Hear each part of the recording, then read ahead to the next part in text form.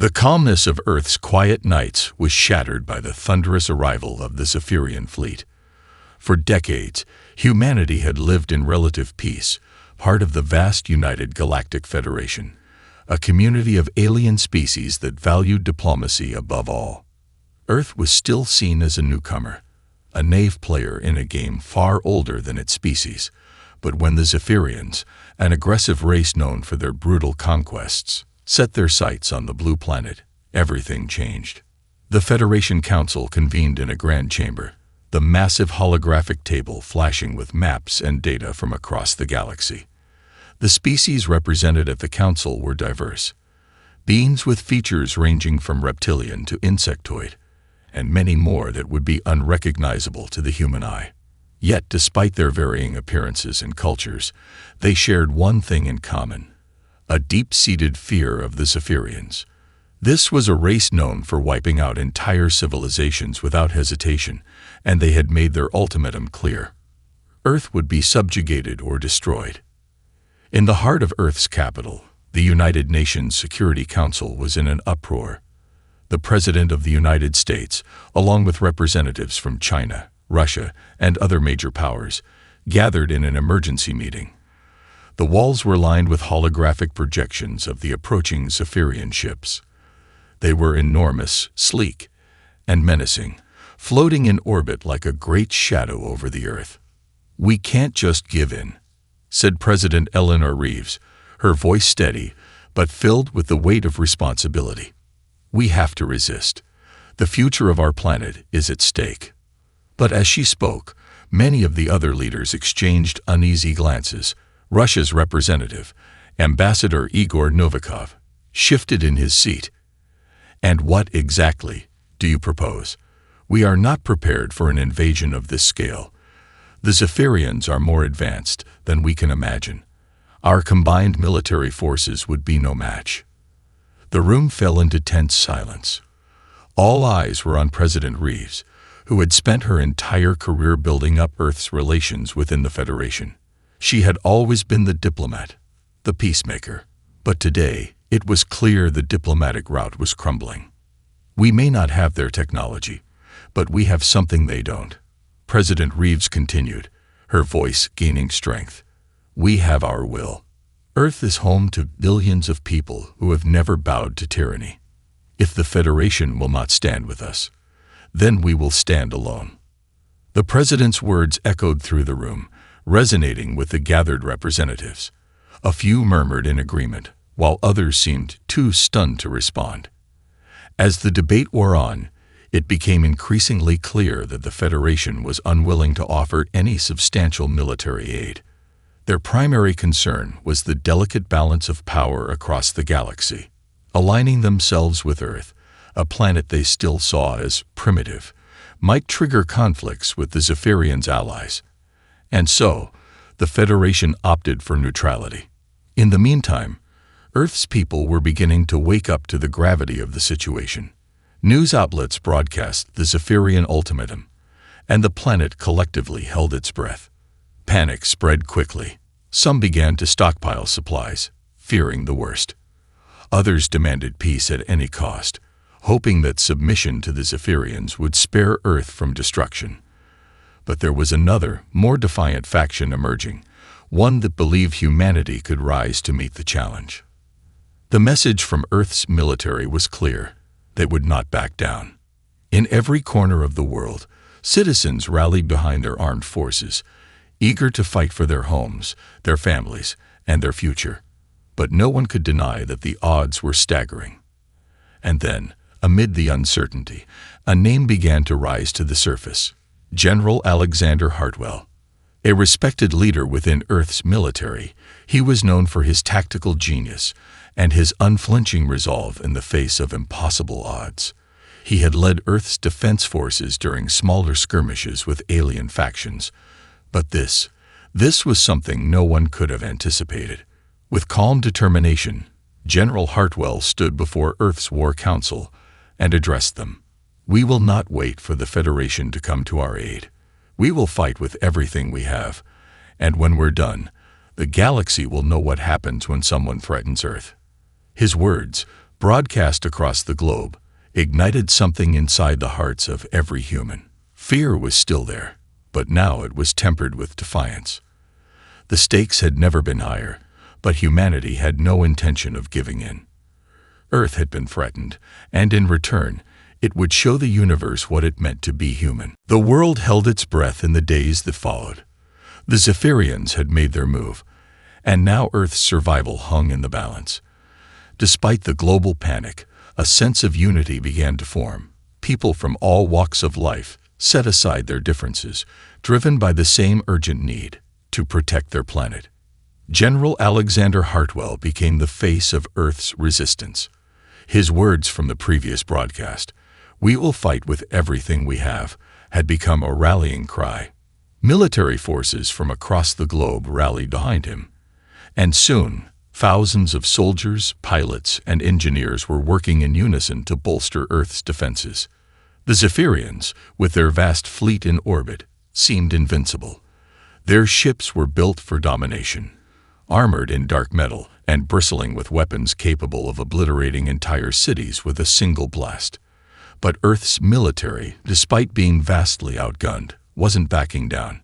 The world's armies, long trained in conventional warfare, now found themselves in a different kind of fight, a fight for survival. The first weeks of preparation were chaotic. Earth's military had no experience in interstellar warfare, and their technology was still years behind the Zephyrians. But humans were nothing if not inventive. As General Hartwell oversaw the construction of defensive positions and the training of soldiers, Dr. Ava Sinclair, a leading scientist and engineer, worked tirelessly on something that might change the course of the conflict: an experimental weapon based on Earth's magnetic field. Dr. Sinclair had long believed that humanity's greatest strength wasn't just its technology, but its ability to innovate under pressure. She had spent years researching ways to harness Earth's own natural forces for defensive purposes, but with the Zephyrian threat growing ever closer, her team was now under immense pressure. They were racing against time, knowing that the fate of the entire planet rested on the success of their weapon. In a top-secret laboratory deep beneath a mountain range in the Rocky Mountains, Dr. Sinclair's team worked day and night. The weapon, still in its experimental phase, would tap into the Earth's electromagnetic field, channeling its energy into a powerful beam of force. If it worked, it could take down a Zephyrian warship in one shot, but no one knew if the prototype would even activate. Meanwhile, General Hartwell knew that Earth's military had to prepare for the worst. In every country, fighter jets were being refitted for interstellar combat, and large-scale weapons systems were being built in secret. The military was training in ways they never had before, familiarizing themselves with alien technology that might be their only hope of surviving. At the same time, civilian groups came together, forming underground resistance units, ready to fight alongside the soldiers. Earth was uniting in a way that had never been seen before. On the global stage, the Federation's inaction was becoming a point of contention. Some species, particularly those who had suffered under Zephyrian rule in the past, began to question the Federation's neutrality. It wasn't just Earth that was threatened by the Zephyrians. The Federation's passive stance, however, made it clear that humanity was on its own. Despite the lack of Federation support, there was a growing undercurrent of solidarity among the smaller alien factions, many of whom secretly reached out to Earth with offers of support. These alliances were still in their infancy, but there was hope that, if Earth could hold its ground, more species might rally to their cause. Days turned to weeks, and the Zephyrians, with their terrifying fleet, still loomed above Earth, but something had shifted. Humans were no longer sitting idly by. They were preparing. They were evolving. They were becoming something they had never been before. A unified force that would make the galaxy take notice. As the deadline for submission passed, the Zephyrians issued their final warning: surrender or be destroyed. But General Hartwell, standing at the front of Earth's military command center, was resolute. "We won't surrender. Earth is not your empire to conquer." As the world watched, General Hartwell's defiance was the spark that would ignite humanity's greatest challenge yet. Earth was ready, even if the rest of the galaxy underestimated them. The war was about to begin. The days leading up to the Zephyrian assault were tense. Earth's military forces were on high alert, and the world's population anxiously awaited the inevitable clash with the alien invaders. Despite their lack of experience in space warfare, humanity had been preparing with everything they had: military drills, tactical exercises, and a massive mobilization of resources. But it wasn't enough. The Zephyrians were coming, and they would show no mercy. In a remote research facility in the Canadian wilderness, Dr. Ava Sinclair's team worked tirelessly to complete the weapon that might be humanity's last hope. The prototype, a device that could channel and amplify Earth's magnetic field into a concentrated beam, was almost ready. But as the days passed, doubts began to creep in. Would it work? Would it even be powerful enough to pierce the thick armor of the Zephyrian warships? On the eve of the Zephyrian strike, Dr. Sinclair stood before the weapon, her hands trembling slightly as she examined the final schematics. The team had faced countless setbacks, and the weapon had been tested only in limited ways. But this was no time for hesitation. She had faith in the ingenuity of humanity. And now, more than ever, Earth needed to prove it. Meanwhile, in the heart of Earth's military command center, General Hartwell stood with his team, staring at the massive holographic display showing the Zephyrian fleet as it loomed over the planet. The fleet's flagship, the Zyphera, was an imposing behemoth, capable of wiping out entire cities with a single blast from its main cannon. The countdown was ticking. Humanity was facing an impossible fight, but Hartwell was not one to yield. "This is it," he said, his voice steady but filled with resolve. "We hold the line. We fight as if this is our last stand, because it may very well be." The first Zephyrian strike came without warning. Their fleet opened fire, unleashing a barrage of missiles and energy beams that rained down upon Earth's defenses. Major cities were reduced to rubble in seconds as the alien forces demonstrated their terrifying superiority. But what the Zephyrians hadn't counted on was the sheer determination of Earth's forces. The human military fought with every ounce of their strength. Fighter jets, barely able to match the speed of Zephyrian ships, scrambled into the sky. They unleashed waves of missiles and laser fire, but they were no match for the Zephyrians' advanced technology. Still, the humans didn't retreat. They fought like cornered animals, launching guerrilla tactics, hitting the Zephyrians wherever they could, knowing they were underdogs but refusing to go down without a fight. Dr. Sinclair's team had prepared the weapon in secret, hidden beneath the mountains of the Rocky Range. As the attack on Earth intensified, the moment of truth arrived. "It's now or never," Dr. Sinclair muttered under her breath as she pressed the final button. The massive magnetic cannon hummed to life with a deafening roar. For a moment, the weapon appeared unstable, and fear surged in the air. Would it explode? Would they destroy themselves? Then, with a burst of raw energy, the weapon fired. The beam shot out, glowing with blinding intensity, straight into the heart of the Zephyrian fleet. The impact was immediate. One of the smaller Zephyrian ships disintegrated in a flash of light, and the flagship, the Zyphera, shuddered as the energy of Earth's weapon hit its shields, destabilizing them. A wave of shock rippled through the alien fleet as their seemingly invincible warships began to falter. It wasn't a total victory, far from it. But the result was enough. For the first time, the Zephyrians had felt the sting of Earth's power. The humans had done the impossible. They had damaged the mighty Zephyrian fleet, forcing them to retreat to regroup. But it wasn't just the Zephyrians who were shaken by this. The entire galaxy had witnessed what humanity was capable of when pushed to the edge. Back on Earth, as the energy beam reverberated through the atmosphere, people across the world gathered in front of their screens, watching in awe. The unexpected success of the weapon sparked a renewed sense of hope. Humanity had proven it could stand up to the seemingly unstoppable alien invaders. General Hartwell's voice rang out across Earth's military command network. "This is only the beginning. We've made them bleed. Now, we take the fight to them." Humanity's first strike had been a message. Earth might be young and untested, but it was not weak. The Zephyrians had underestimated the human spirit.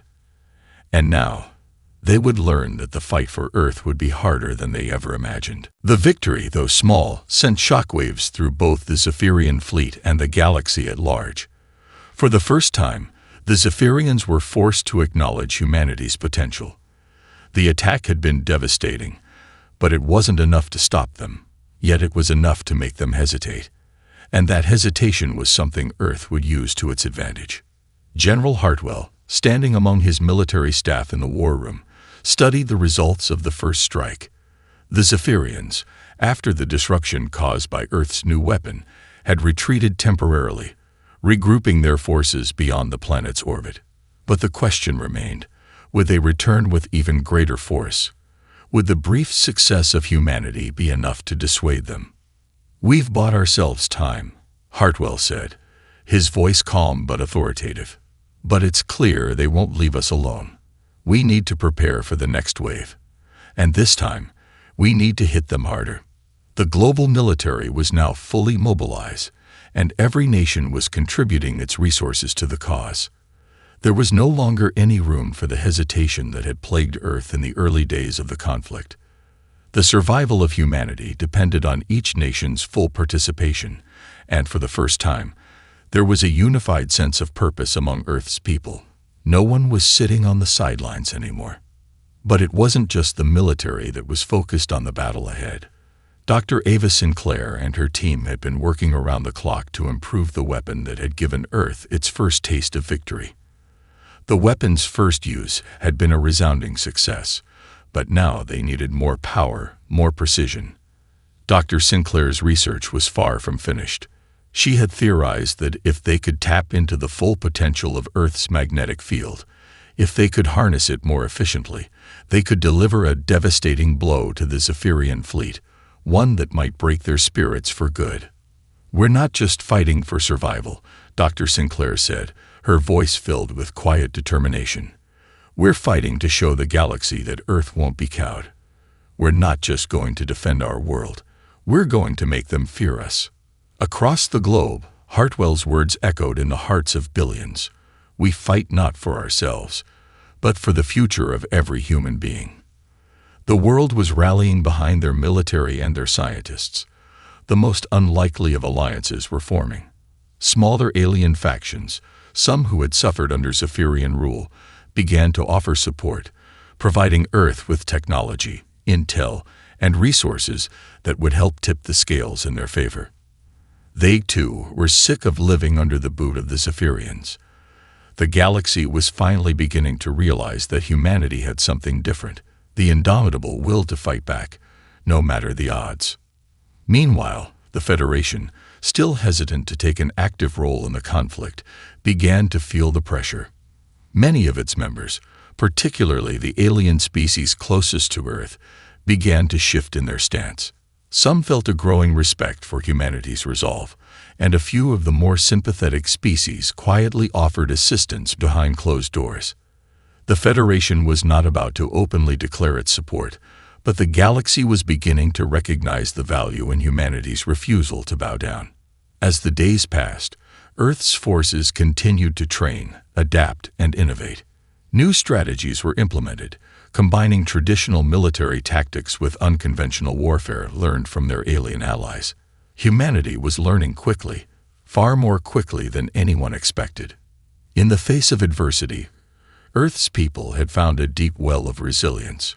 They had begun to understand that their strength did not lie in technology alone.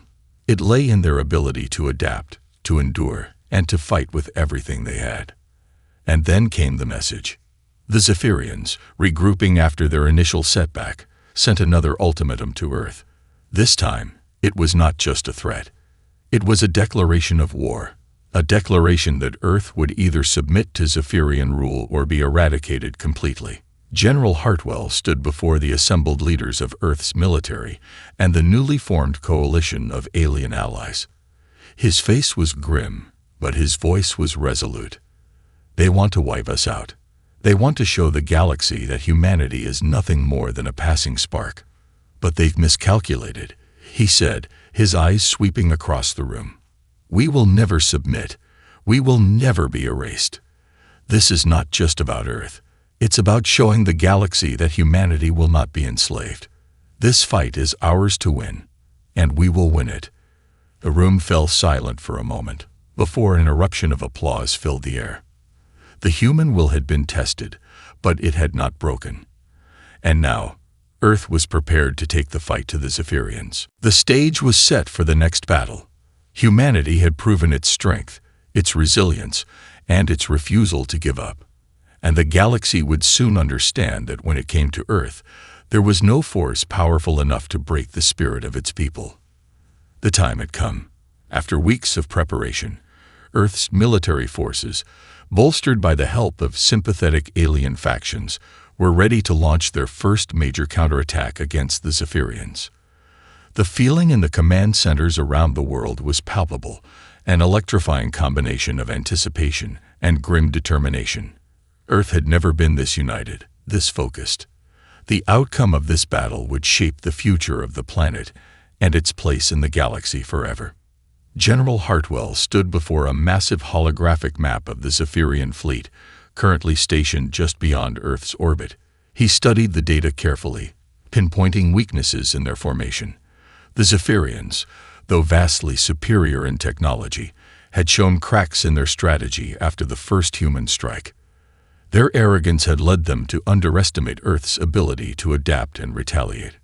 Now, it was time to exploit those cracks. We're not just fighting for survival anymore.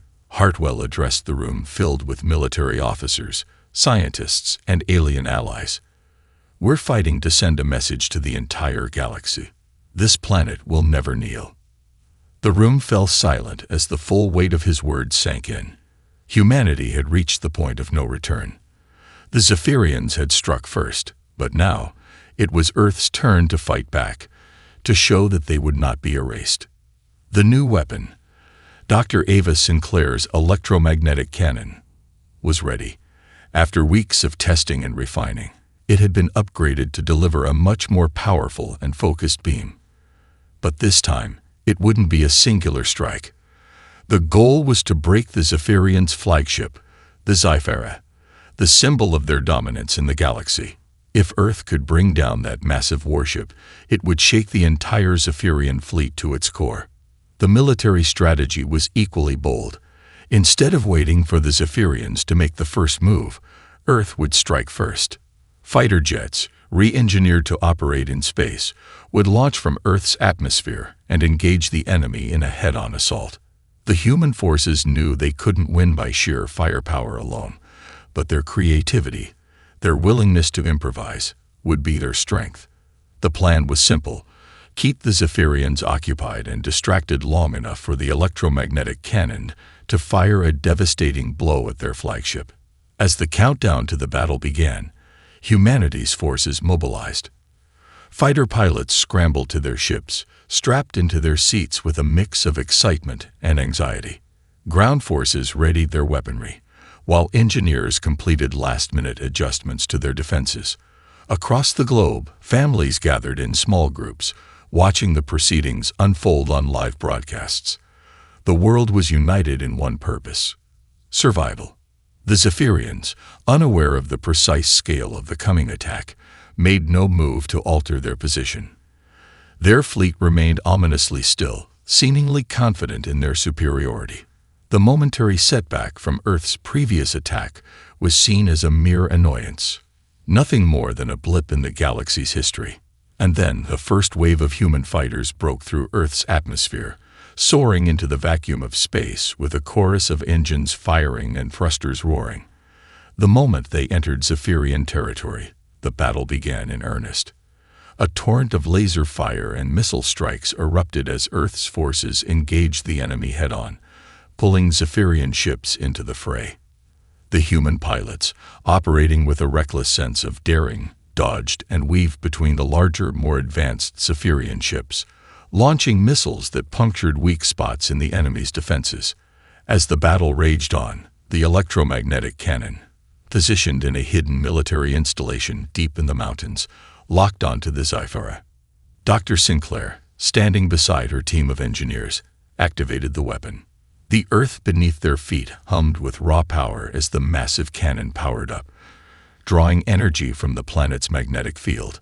A beam of pure, concentrated energy shot out of the weapon, cutting through space like a comet streaking toward the Zephyrian flagship. The Zyphera's shields flared as the beam struck, but the energy was too much. The shield flickered and crackled before finally collapsing under the immense pressure. The cannon's blast hit the flagship directly, sending a shockwave through the Zephyrian fleet. The once mighty warship shuddered violently, its internal systems failing. Explosions erupted across its surface, and moments later, the Zyphera exploded in a brilliant flash of light, leaving only debris in its wake. Across the galaxy, the destruction of the Zephyrian flagship was felt. The remaining ships, now disorganized and panicked, scrambled to regroup. Earth had struck a devastating blow to the heart of the Zephyrian fleet. Their arrogance had led to their downfall, and now humanity had proven that even the most technologically advanced empire could be brought to its knees. General Hartwell's voice echoed across Earth's military command network. "This is just the beginning. We've taken the first step in turning the tide. But the war isn't over yet. Stay sharp. We push forward." The human counterattack had not only struck a decisive blow, but had shown the galaxy that Earth would never be underestimated again. The battle for Earth's survival had only just begun, but with the Zephyrian flagship destroyed, humanity had given itself the hope it desperately needed. The destruction of the Zyphera was nothing short of a victory for Earth, but the war was far from over. The Zephyrians, though rattled, quickly regrouped and began to launch retaliatory strikes. The loss of their flagship sent ripples through their command structure, but the Zephyrians were not known for their mercy. If anything, their vengeance would be swift and brutal. The question was no longer whether Earth could survive.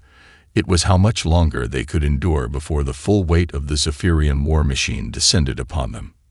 General Hartwell, standing before a global assembly of military leaders, knew this would be their most dangerous hour.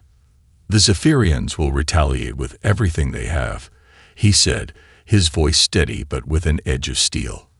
"But they are not invincible. We've shown them that." The world had witnessed the destruction of the Zyphera, the first clear sign that humanity could stand toe-to-toe with an empire that had long ruled the galaxy with fear and oppression. Across the globe, people dared to hope again. Cities that had been devastated by the Zephyrian bombardment began to rebuild, and soldiers trained harder, pushing themselves past their limits. The fear of extinction had morphed into something more powerful: determination. But the Zephyrians were not so easily deterred. Within days, their fleet reassembled, now stronger and more determined than ever. Their retaliation began with surgical strikes against Earth's outer defenses, disabling satellite arrays and bombarding military bases with pinpoint accuracy. The human forces, already stretched thin, scrambled to defend their remaining positions. In space, the second wave of battle erupted.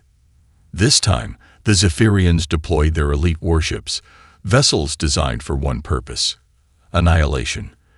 These ships were equipped with advanced energy weapons that made the first wave look like child's play. The Earth fleet, though emboldened by their victory, was no match for the sheer firepower the Zephyrians unleashed. The human ships, despite their courage and skill, were outclassed, and many were destroyed in the opening hours of the counterattack. But humanity had learned a valuable lesson. They could no longer rely solely on conventional warfare. They had to get creative. Dr. Ava Sinclair's team had been working on new modifications to the electromagnetic cannon, and she now proposed a daring new strategy. Instead of using the weapon as a static defense, they would develop mobile platforms capable of relocating it and firing at various angles. The idea was to hit the Zephyrians where they least expected, to keep them off balance and prevent them from establishing a clear foothold. As the Zephyrian forces advanced, humanity's forces fought valiantly to buy time for these new strategies to be implemented. Earth's soldiers, knowing they were now a symbol of defiance, fought like never before. The military had transitioned from a conventional army to something entirely new, a guerrilla force capable of striking quickly and disappearing into the shadows. Despite the odds, humans found ways to survive, and each small victory fueled their desire for more. Meanwhile, in the hidden bunkers beneath the mountains, Dr. Sinclair and her team had perfected a new type of weapon, a series of powerful pulse cannons that could disrupt Zephyrian technology. These weapons were still experimental, but with the fate of Earth hanging in the balance, Sinclair had no choice but to deploy them. The first test of the new weapon was in the heart of the Pacific Ocean, where a fleet of Zephyrian ships had gathered, preparing for a full-scale assault. The pulse cannons, set up in secret locations, were activated with bated breath. A low hum filled the air as the energy beams shot up from the ocean depths, crashing into the Zephyrian fleet. The first few ships were immobilized, their weapon systems and engines short-circuiting as the pulse waves tore through their systems. The humans, with their limited resources and ingenuity, had turned the tide once again. Back on Earth, people watched the broadcasts with a mixture of awe and disbelief. The war was far from over, but humanity was proving itself to be far more resilient than the Zephyrians had ever anticipated. Earth had survived the initial assault, destroyed the flagship, and now had begun to turn the tables. The message was clear to the galaxy. Humanity was no longer a target. They were a force to be reckoned with. In the galaxy's far reaches, the Federation, long reluctant to get involved, began to take notice. Several species who had suffered under Zephyrian rule started to contact Earth, offering support, both militarily and diplomatically. The tide was slowly shifting. The Zephyrians had ruled the galaxy with an iron fist, but the galaxy was starting to see that the human spirit could not be crushed.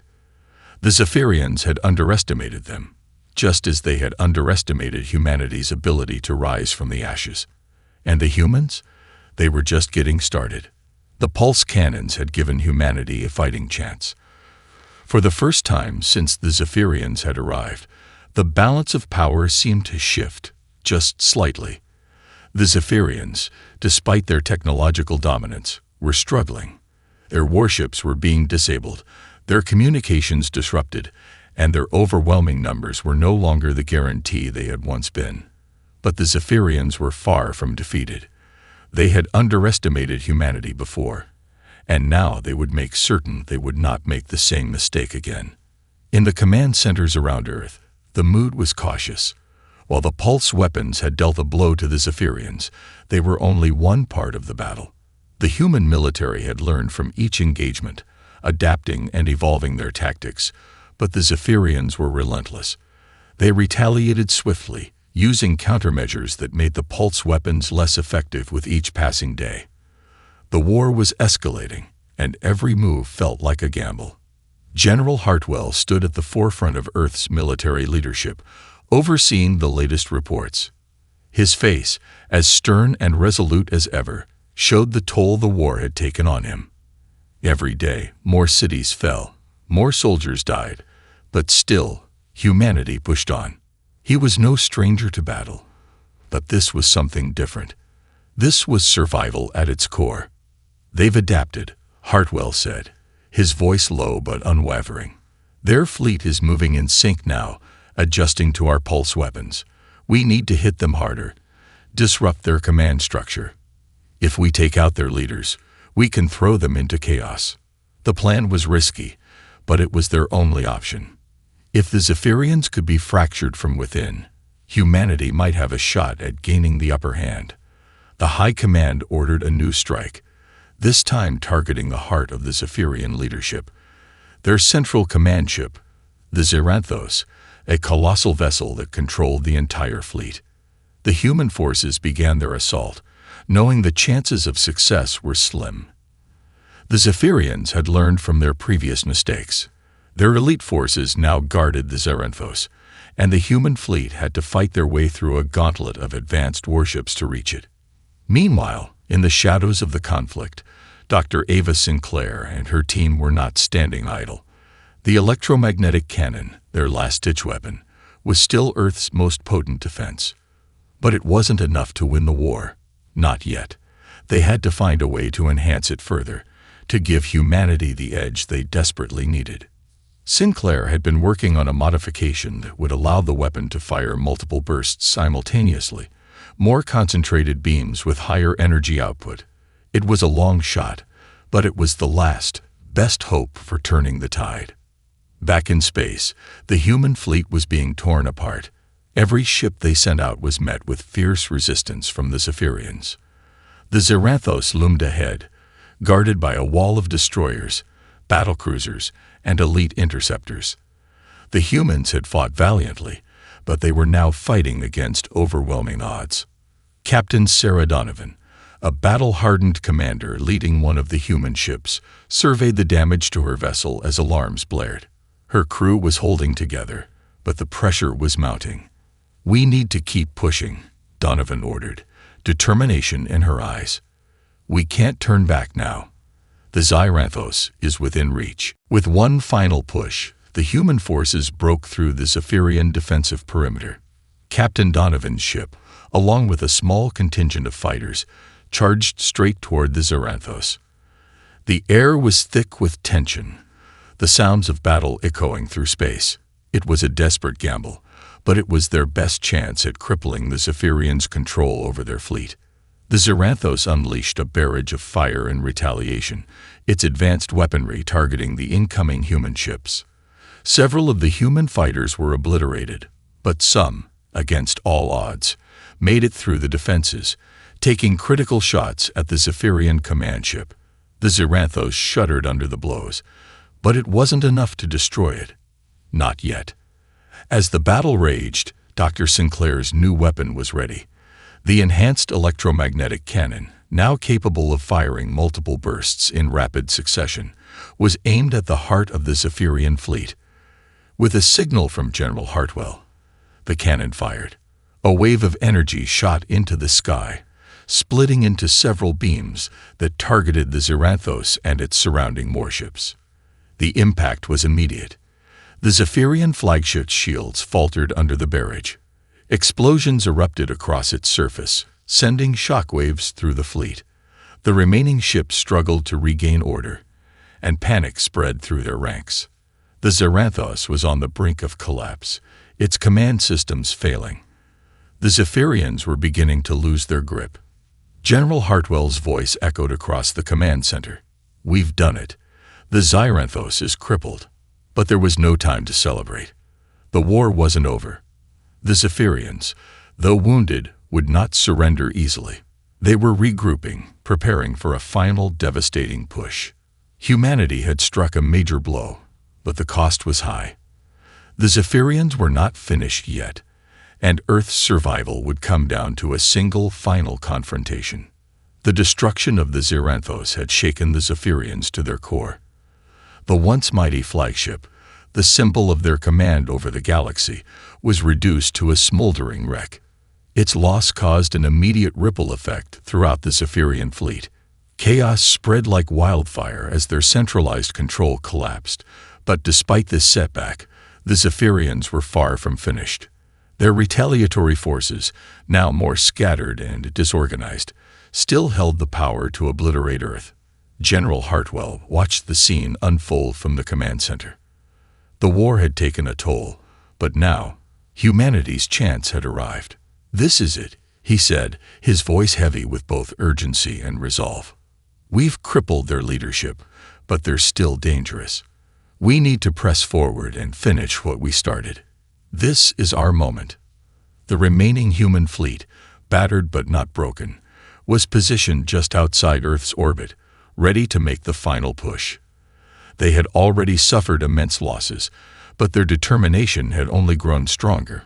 It wasn't just about Earth anymore. It was about the survival of all sentient life in the galaxy. The message had been clear. Humanity would no longer be subjugated. They would fight until the very last breath. On Earth, Dr. Ava Sinclair's enhanced electromagnetic cannon was recharged and ready for one final decisive strike. Her team worked tirelessly, ensuring that everything was in place. The weapon's power could cut through the remaining Zephyrian fleet, but only if they could target the remaining command ships. The human forces were outnumbered and outgunned, but they had one advantage: an unwavering resolve that the Zephyrians could not match. As the final confrontation began, humanity's forces closed in on the remaining Zephyrian vessels. They were scattered and disorganized, but their desperation made them dangerous. The fight was fierce, with every ship involved in a desperate head-to-head battle in the cold vacuum of space. Earth's fleet used their agility and ingenuity to outmaneuver the larger, more powerful Zephyrian ships, targeting weak points in their armor and striking with precision. Captain Sarah Donovan, commanding one of the human ships, led her crew with unrelenting focus. "We fight together," she radioed to her team. "For Earth, for humanity, for everything we stand for." Her voice rang out across the comms, a rallying cry that unified every human ship involved in the battle. As the war raged, the electromagnetic cannon fired once again. This time, it targeted the core of the remaining Zephyrian fleet, an enormous dreadnought carrying the remnants of their command. The beam, now capable of simultaneous multi-target strikes, hit with incredible force, breaking through the remaining shield generators and tearing into the dreadnought's hull.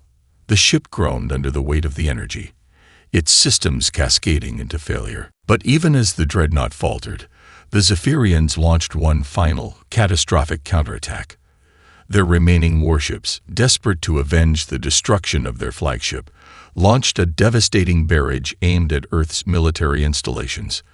They unleashed every ounce of remaining power, hoping to cripple the human resistance once and for all.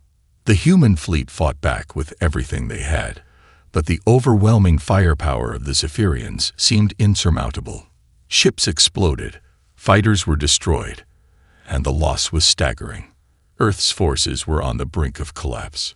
Just as it seemed that all hope was lost, a voice crackled through the comms, one that sent a surge of energy through the human fleet. "This is Commander Kirill of the Karen. We've come to help." The Karen, an alien species that had once been oppressed by the Zephyrians, had witnessed humanity's fight for survival from afar. They had seen the indomitable human spirit, and now they had come to lend their support. A massive fleet of Karen warships, equipped with advanced cloaking technology and devastating weapons, materialized out of nowhere, striking with surgical precision. The Karen forces joined the human fleet, turning the tide of battle in an instant. With the Karen by their side, the humans gained a new, unexpected edge. Together, they launched a final, coordinated assault on the remaining Zephyrian fleet. The last of their ships began to break apart under the combined onslaught. One by one, the remaining Zephyrian warships were destroyed, their command structure falling into disarray. The battle reached its climax when the final Zephyrian dreadnought, the last remaining symbol of their empire, was struck by a coordinated barrage from human and Karen ships. The explosion that followed lit up the night sky, signaling the end of the Zephyrian threat. The galaxy was silent for a moment, as if holding its breath. Earth's victory had been hard-won, but humanity had proven its strength. The Zephyrians had been defeated, their empire shattered, and the galaxy now knew that Earth would never again be a target for conquest. It was a victory not just for humanity, but for every species that had suffered under the weight of the Zephyrian rule. General Hartwell's voice echoed across the battlefield, calm yet triumphant. "We've won. The galaxy knows that humanity will never be conquered. We've shown them what it means to fight with everything we have." Humanity had survived the greatest challenge of its existence. The war was over, but the lessons learned would echo throughout the stars for generations to come.